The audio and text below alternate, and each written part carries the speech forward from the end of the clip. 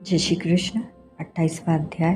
वानर योनिधारी कदर्य ब्राह्मण को दिव्य विमान की प्राप्ति।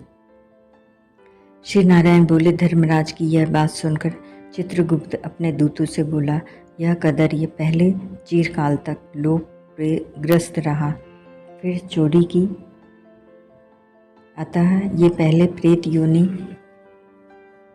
पावे, फिर बंदर बने, तब मैं इसे नरक की अनेक पीड़ा दूंगा। हे दूतों, धर्मराज की यही क्रम श्रेष्ठ है। इस प्रकार चित्रगुप्त से आज्ञा पाकर भयंकर आकृति वाले दूत इस ब्राह्मण को मुकदरों से मारते हुए फल रहित वन में ले गए। वहाँ उस प्रेत शरीर में रखा, उस निर्जन वन में जहाँ पानी तक नहीं था, चिरकाल तक प्रेत बनकर भूख प्यास से अत्यंत व्याकुल घूमता रहा। प्रेत योनि के महादुखों को भोगकर फिर फलों की चोरी करने के कारण बंदर योनि में गया। हे नारद, शीतल जल तथा फल पुष्प आदि अनेक वृक्षों की छाया से घिरा हुआ जम्बू खंड में सुंदर कालिंजर पर्वत पर इंद्र का बनाया हुआ एक सरोवर था, जो पवित्र श्रेष्ठ पुरुषों के सेवन योग्य पापों का नाश करने वाला था। वह देव दुर्लभ मृग तीर्थ नाम से विख्यात था। वहाँ पर श्राद्ध करने से पितर श्रेष्ठ गति पाते हैं। उस तीर्थ में दैत्यों के भय से देवता मृग के रूप में भय रहित होकर स्नान करते थे, इसलिए पंडित लोग इसे मृग तीर्थ कहते हैं। वहीं वह कदर्य मनुष्य शरीर पाकर फल की चोरी के पाप से बंदर हुआ था। नारद जी बोले, तीनों लोगों को पवित्र करने वाला ऐसा मृग तीर्थ इस महापापी दुष्ट बंदर को कैसे मिला? हे नाथ, मेरे मन का यह संशय दूर करो, क्योंकि आप जैसे महात्मा अपने शिष्यों से कुछ भी छिपाव नहीं रखते।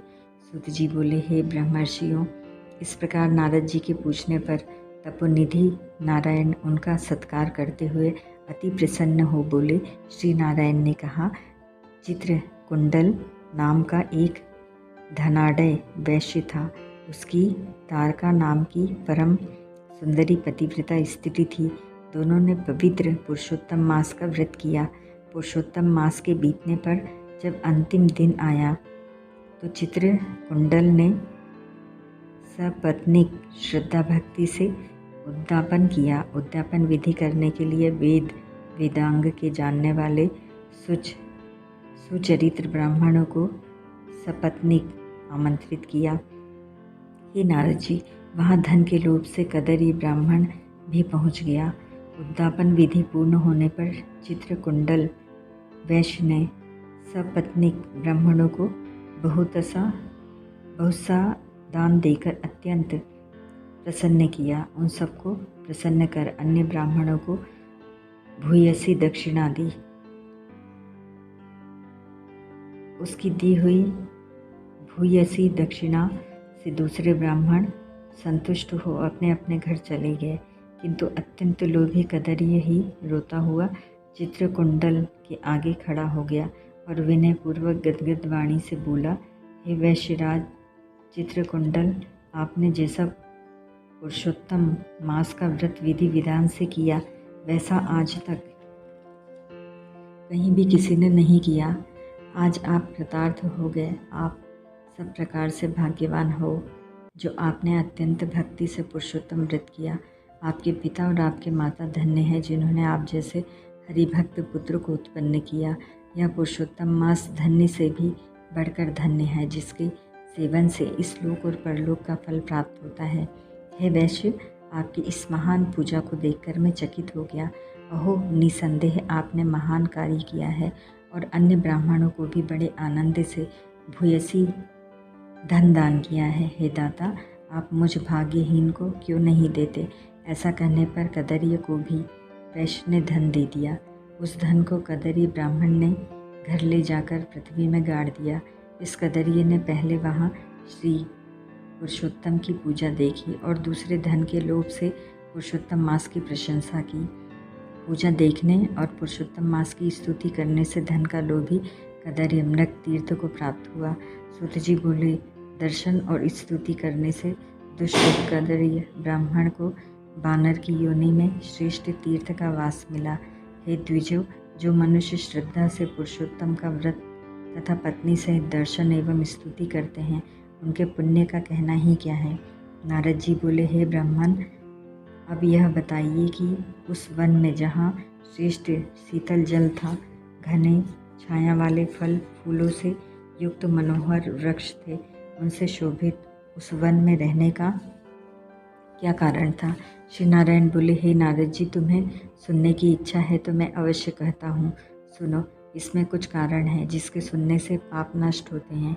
सब अर्थों के फल को देने वाले रामचंद्र जी जब समुद्र में सेतु बनाकर रावण को मारने गए तो रामचंद्र जी ने विभीषण को छोड़कर सब राक्षसों को मार डाला।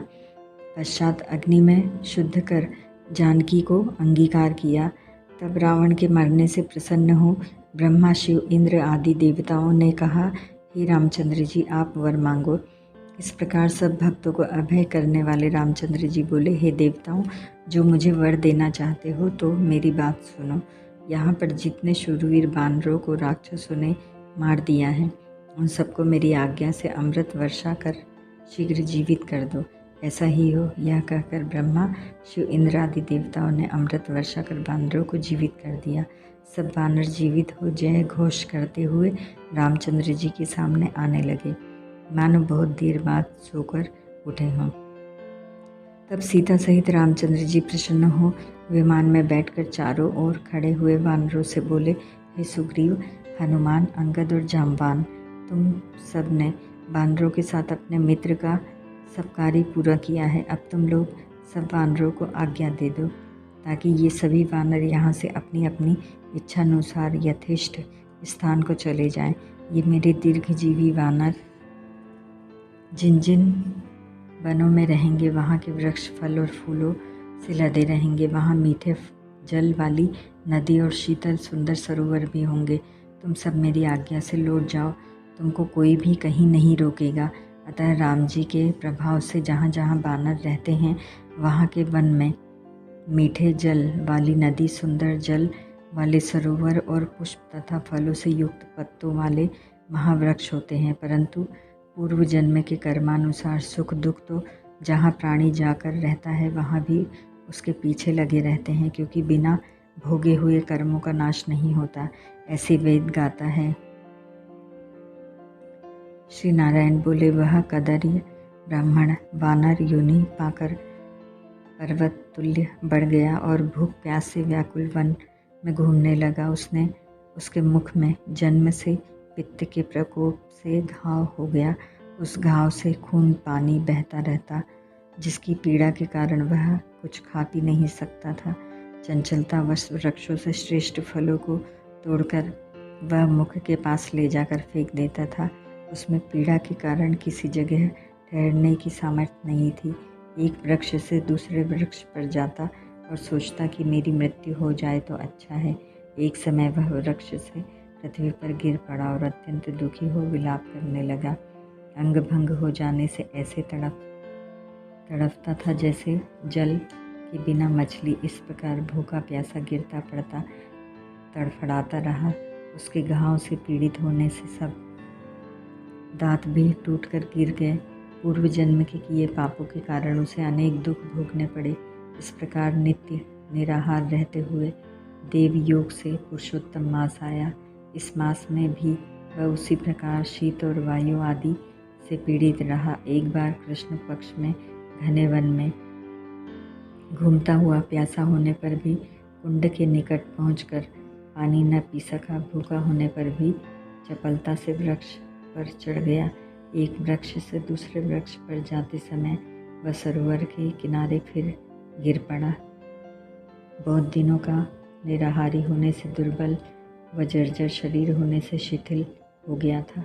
इस प्रकार पुरुषोत्तम मास की आखिरी दशमी से 4 दिन तक उस बानर को कुंड के किनारे लुढ़कते हुए बीत गए। 5वें दिन दोपहर को उस तीर्थ कुंड में तड़फड़ाते हुए गिर जाने से वह जल के स्नान मात्र से उस वानर ने प्राण छोड़ दिए। कुंड में शरीर त्यागने पर पाप रहित हो जाने से उसने तत्काल सुंदर आभूषण से सुशोभित हो दिव्य शरीर धारण किया। जो नील कमल के समान श्याम वर्ण करोड़ों कामदेव के समान सुंदर चमकते हुए रत्नों का मुकुट, सुंदर मकराकृत कुंडल पहने, पवित्र पीताम्बर, कटी में रत्न जटित मेखला, बाजूबंद कंकड़, अंगूठी और हार से शोभित तथा नीले टेढ़े चिकने बालों से शोभित हुआ। उसी समय वहाँ एक वैष्णव विमान आया जिसमें भेरी, नदंग, नगाड़ा, वेणु, वीणा आदि बज रहे थे। अप्सराएं नाच रही थी, गंधर्व और किन्नर गा रहे थे। इस प्रकार दिव्य शरीरधारी वह महाभाग वानर उस दिव्य विमान को देखकर अत्यंत आश्चर्य में पड़ गया और बोला, मुझे जैसे महापापी को यह विमान का सुख कैसे? यह तो अत्यंत पुण्यवान लोगों के योग्य है।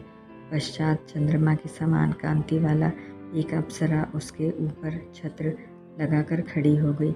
दो अप्सराएं बड़े आनंद से दोनों ओर चवर डुराने लगी। कोई हाथ में पान लेकर खड़ी हो गई, कोई उसके सामने नाचने लगी, कोई गंगा जल से भरी सोने की झारी हाथ में लेकर खड़ी हो गई, कुछ हाथ में हाथ दिए उसके सामने गाने बजाने लगी। ऐसा ऐश्वर्य देखकर वह चित्रलिखित सा हो गया।